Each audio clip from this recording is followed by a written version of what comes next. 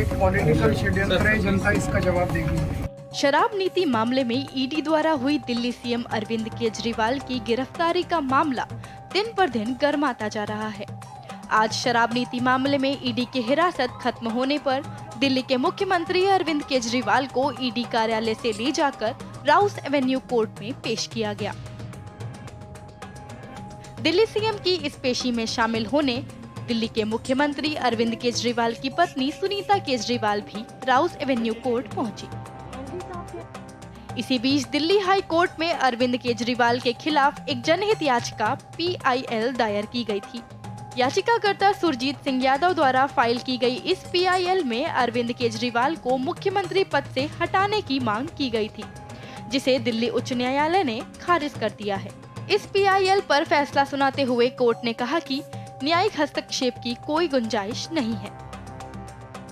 आज हमने PIL लगाई थी केजरीवाल जी के खिलाफ कि उनको मंत्री पद से, अपना मुख्यमंत्री पद से इस्तीफा देना चाहिए, क्योंकि वो जेल में और वो सरकार नहीं चला सकते। इसके लिए सुनवाई करते हुए माननीय जज साहब ने बोला है कि ये जो मामला है ये कोर्ट न देखते हुए इसको LG साहब इसको देखेंगे और वही उस पर कोई कार्रवाई करेंगे। और LG साहब का बयान भी आ गया है, इसलिए उन्होंने इस पे ऑर्डर कर दिया है कि इसको कोर्ट नहीं देखेगी, इसको LG साहब इस पे कार्रवाई करेंगे। आपका क्या डिमांड था, मतलब क्या?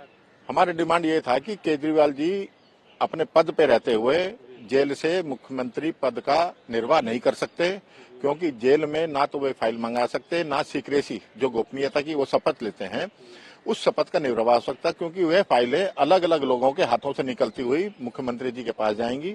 और उसके बाद जो दिल्ली में कोई भी आपदा आती है, जैसे बाढ़ आ गई या कोरोना आ गया, तो कोई भी आपात मीटिंग कैबिनेट की मुख्यमंत्री जी नहीं ले पाएंगे, क्योंकि वे जेल में हैं।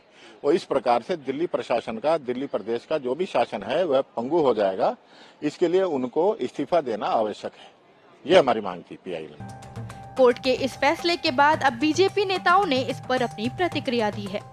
दिल्ली के बीजेपी अध्यक्ष वीरेंद्र सचदेवा ने कहा कि अरविंद केजरीवाल के पास अगर नैतिकता होती तो वो इस्तीफा दे देते। हम तो पहले दिन से कह रहे हैं कि ये प्रशासनिक निर्णय है। हाईकोर्ट ने ये कहा है कि ये निर्णय प्रशासनिक निर्णय है, एडमिनिस्ट्रेशन तय करेगा। तो जो संविधान और कानून की व्याख्याएं हैं वो सामने आ रही हैं, लेकिन अरविंद केजरीवाल के पास अगर नैतिकता होती तो अब तक इस्तीफा दे चुके होते। उनका ये कहना है कि ये राजनीतिक षड्यंत्र और उनका आरोप लगा रहे हैं। शराब नीति किसने बदली? अरविंद केजरीवाल ने। लूट खसोट किसने की? अरविंद केजरीवाल ने। उसमें राजनीति कहाँ से आ गई? और अगर इनको राजनीति दिख रही है तो जिन हाई कोर्ट्स के माननीय जजेस ने वो फाइल देखी, जो ये कहा कि भाई जांच एजेंसी को अपना काम करना चाहिए, तो वो भी क्या राजनीति कर रहे हैं क्या? वहीं बीजेपी नेता मनोज तिवारी ने दिल्ली सीएम पर तंज कसते हुए कहा कि अरविंद केजरीवाल भ्रष्टाचारी और लुटेरे तो बन ही गए हैं, लेकिन अब वे मानसिक दिवालियापन के कगार पर भी हैं। अरविंद केजरीवाल भ्रष्टाचारी तो बनी गए हैं, वो लुटेरे तो बनी गए हैं, दिल्ली के लोगों के ऊपर अत्याचार करने वाले तो बन गए हैं, पानी, सीवर, बिजली, दवाई सबके मामले में। लेकिन अब वो मानसिक दिवालियापन के कगार पे हैं। वो जेल जाने के पहले माननीय कोर्ट के पास गए थे और हाई कोर्ट के जस्टिस महोदय ने कहा हम आपकी गिरफ्तारी पे रोक नहीं लगा सकते। तो क्या वो कहना चाहते हैं जज साहब राजनीतिक हैं? जो मनीष सिसोदिया को बेल नहीं दिए जज साहब वो राजनीतिक हैं? जो संजय सिंह को नहीं दिए वो राजनीतिक हैं? आज कोई गया था उनके कि इनको मुख्यमंत्री पद से बर्खास्त करिए, तो कोर्ट ने कहा कि नहीं ये हमारा काम नहीं है। तो ठीक है, अगर वो तो बर्खास्त हो गए होते तो हम तो बड़ी खुश होते, लेकिन माननीय कोर्ट ने जो भी कहा हम उसको स्वीकार करते हैं। कोर्ट है, लेकिन अगर कोर्ट को भी राजनीतिक कहना चाहते अरविंद केजरीवाल तो उनका ये मानसिक दिवालियापन है और जल्दी ही संविधान विशेषज्ञ उनको जवाब देंगे।